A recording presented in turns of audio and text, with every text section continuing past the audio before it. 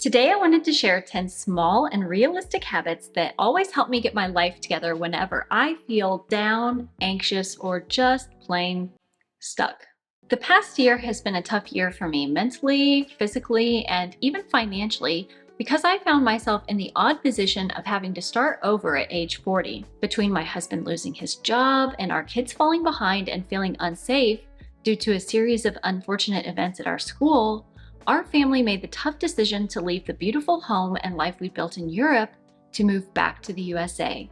In fact, the day that I'm filming this marks exactly 1 year and 1 month ago that I shared a video on my channel titled, "I'm Starting Over at Age 40." So I thought that it was high time for me to share an update on that, as well as the small habits that have helped me hit the reset button on my life in my 20s, 30s, and 40s that I think might help you as well, no matter how old you are. Let's dive in. And the first suggestion that I have for you on this list is to take your foot off the gas pedal. I don't know about you, but I've noticed that when I start feeling lost and left behind in life, I have this instinct to try and catch up by pushing myself to do more and go faster, when what I really need to do is pump the brakes and take a step back to evaluate where I am and where I want to be going. Because honestly, it doesn't matter how fast you're going if you're moving in the wrong direction. Next up, it's important to know when it's time to let the plastic balls drop. Dropping the plastic balls is a metaphor for prioritizing your life and making tough decisions about what to drop when you can't juggle everything. All of us have a lot of balls we're juggling at any given time. Everything from jobs and relationships with friends and family to things like staying in shape and keeping up with the housework. And speaking of managing the housework, that in and of itself has so many balls that you have to juggle. One ball for the laundry, one ball for meal planning, and yet another for knowing when it's time to buy groceries and what the heck you need to buy. And then if you're a mom with kids, that's even more balls to add to the mix. Planning playdates, buying gifts for friends who have birthday parties coming up, and helping them with their homework after school. That's 3 out of about 300,000 balls that you need to juggle when you're a mom. Plastic balls are the things that are less important and can bounce back when you drop them, while glass balls are the things that are more important and can shatter if dropped. And a lot of us are running ourselves into the ground trying to keep every single ball in the air instead of taking the time to try to figure out which ones are plastic and which ones are glass, so that we can keep the glass balls in the air and drop the ones that bounce when we're really stressed out and overwhelmed. And it's like that quote about the 40% rule from Jim Quick that talks about how when you give 40% on the days where you only have 40% to give, you didn't give 40%, you gave 100% effort. For me, the most important glass balls are the ones that represent my kids and their health, happiness, and education. And because they needed a lot more one-on-one help and attention, adjusting to a new life and a new school here, that meant I had to let a few other plastic balls drop. I went from being incredibly consistent and pumping out a video every single week here on YouTube to having weeks where I didn't publish a video at all. Because unlike a lot of other big YouTubers, I don't have an entire team behind me. Right now, I'm a one-woman show. And I have to admit, I also dropped a lot of balls related to staying in shape and my physical health. While I do make it a priority to get to bed at a decent hour, get enough sleep, and drink plenty of water, I've definitely fallen back into some bad habits in other areas, which brings us to the next point on this list, which is to find healthy or at least healthier ways to cope with stress. Addiction runs deep in my family, unfortunately. Some people inherit generational wealth. I inherited generational trauma. It's one of those things where I have to laugh about it so that I don't cry. The same year I lost my father to alcoholism, my grandmother's cigarette addiction from her younger years caught up with her, and she ended up passing away 6 months after getting diagnosed with lung cancer. Now, I don't smoke, and I'm not an alcoholic like my dad or my grandfather, but one thing that I do struggle with is food addiction. And I'm a little bit embarrassed to admit that all of the stress and anxiety of this move has caused me to have a relapse of my binge eating disorder. I can notice when I'm starting a binge. Like, I can notice, and I know that I am. But for some reason, I just feel right now like I don't have the willpower to stop myself. I can't even tell you how much weight I've gained over the past year because I don't own a scale, but I do know that at one point, this pair of pants that used to be huge on me became snug enough that I could wear them without a belt. Even though I haven't been binging as bad as I was in my early 20s when I fell into a deep depression after losing my dad and my childhood home, I knew that putting my head in the sand and ignoring the problem wasn't going to make things any better, and in fact, it was probably more likely than not going to make them worse. Which is why I've been working hard to swap binge eating with healthier coping habits when I'm feeling stressed out and overwhelmed. Things like keeping a food journal, practicing meditation and breathing techniques, and of course, talking to my therapist, which brings me to the sponsor of today's video, BetterHelp.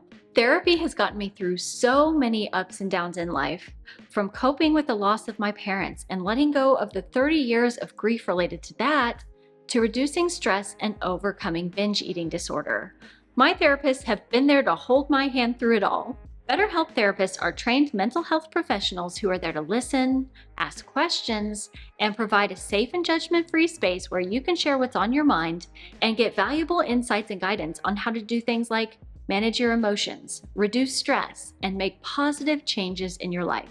To get started with BetterHelp, just go to betterhelp.com/A2ZenLife and answer a few quick questions about your needs and preferences in therapy so that BetterHelp can match you with the right therapist from their network, usually within 48 hours. And then once you get matched, you can message your therapist or schedule a call or video chat with them at a time that's most convenient to you, right in the comfort of your very own home, which is perfect for an introverted homebody like me. So if you're ready to take control of your mental health, go to betterhelp.com/A2ZenLife or click on my special link in the description box below to get a discount off your first month of therapy. And thanks again to BetterHelp for sponsoring today's video. Sitting down to do a life audit is another thing that's really helped me in the past, especially when I find myself feeling lost. A life audit is a self-reflection exercise that helps you evaluate your life and identify key areas of improvement. I've done life audits in the past, but the best tool that I've ever found was a fairly recent discovery for me, and it's called the Wheel of Life Assessment. And I picked it up from this awesome audiobook called The Miracle Morning that I listened to when I was really struggling at the beginning of the year. So right here is the exact Wheel of Life assessment that I filled out in January and how I rated my satisfaction across 10 key areas of my life on a scale of 1 to 10. And as you can see, I was feeling pretty low and down about where I was with things like friends and family, health and fitness, and the physical environment that I was in. And getting that down on paper played a huge role in me deciding which balls I was going to drop and which areas I needed to shift my focus to and act upon. And if you're interested in finding out more about this and how to do it, I will make sure to link to the Miracle Morning book and audiobook that I listened to down in the description box below for you for your convenience. Habit number 5 is paying off my debts ASAP. I've always hated being in debt ever since my early 20s when I escaped an abusive relationship that left me a couple $1,000s in debt. I had co-signed for an apartment with this guy that I thought was the love of my life, but who turned out to be a total loser who couldn't even hold a job down, let alone pay his part of the rent. And while I felt fortunate that I was able to get away from him, since he didn't have a job and refused to cough up money for us breaking the lease or the damage he had done to the apartment, things like broken blinds and cigarette burns in the carpet, that meant that the collection agencies came after me for thousands and thousands of dollars. That year, I learned a pretty harsh lesson about toxic people and all of the ways that they can damage you, but I walked away from that experience smarter and stronger for sure. And one of the first things I did was put myself on a spending freeze and create a financial plan for me to pay off that debt as fast as possible. And I remember how liberating it felt when I saved up enough money to stop making the minimum payments and pay off that balance in full. It was almost like the last chain that was tying me to that horrible, horrible person had finally fallen off, and I was 100% free again. And then later, my husband and I used the same frugal habits and methods to pay off over $250,000 worth of debt in 5 years to become completely debt-free. And if you want to find out more about that and how we did it, make sure to go check out this video that I'll link up here and down in the description box below. Next up, number 6 on this list is knowing when to cut your losses. I didn't know it at the time, but one of the reasons that I had such a hard time walking away from that toxic relationship was because of something known as sunk cost fallacy, which is a tendency for us as humans to continue pouring time, money, and energy into something we're invested in, even when it's not working out in our favor. Examples of sunk cost fallacy include things like continuing to read a book or watch a movie you're not enjoying because you spent good money to buy it, or continuing to invest time and energy into a one-sided friendship, or even something like holding on to a stock that's losing value instead of selling it at a loss and investing in a stock that's more likely to rise in value. After going through that experience with my toxic ex in my early 20s, I've gotten a lot better at recognizing when it's time to cut my losses and move on. Habit number 7 is to write it down or else. Dun dun dun. Sinister music, Morticia Adams vibes. Are you scared? You should be. I can't tell you how many times I've glanced at a late night or early morning text and thought to myself, I'll just message them back at a decent hour, which of course doesn't happen, and that text is good and forgotten until the next time that person messages me and I have an oh crap moment. It's kind of funny because I look at myself and I think, you must have been smart and had all of your ducks in a row at one time, because you got your master's degree from a Big Ten university and you even graduated with a 3.8 GPA to boot. And yet, here you are, forgetting to answer people's text messages. Anyway, I've accepted the fact that if I don't write something down right away, there is a 99.9% chance that I'm going to forget it. So I really had to force myself to get into the habit of writing things down, whether that's a play date or a doctor's appointment that I need to schedule. So if you've got a bad case of chronic brain farts like I do, I can't recommend this habit highly enough.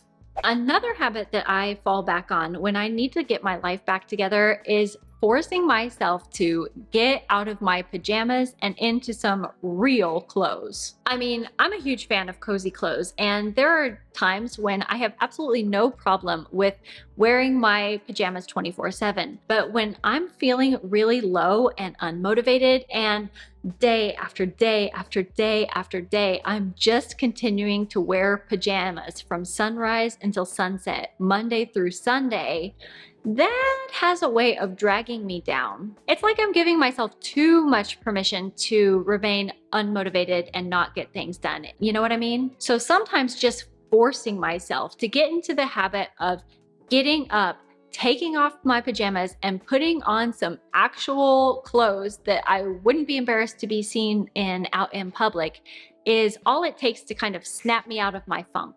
Another small habit that I find helpful when I need to get my life together is doing something as simple as making the bed, which I know sounds so cliche. The days where I don't make my bed are the days when my mental health is honestly at its absolute lowest. If you think about it, your bed is the first thing that you see and touch when you wake up in the morning, and it's the last thing that you touch and see before you go to bed for the evening. So making your bed is a great way to kickstart your day when you're trying to get your home or your life in order. And finally, the last habit on this list is picking stuff up off the floor. Of course, if you have the time and energy for it, clearing visual clutter completely can be really helpful. But when you're feeling down and unmotivated, you don't always have the bandwidth for that. But I found that even if I can't clean up all of the messes, just getting into the habit of picking stuff up off of the floor is really doable. And it makes me feel so much better not to see piles of clothing on the floor and toys and paper scattered here and there. Now, I will say that after 8 years of decluttering and minimalism, it is so much easier to keep our home clean and tidy than it was before we radically simplified everything. And if you want to hear more about that or find out even more habits that can change your life, make sure to go check out one of these videos that YouTube thinks that you'll like, or I'll see you next week. Until then, take care. Bye bye.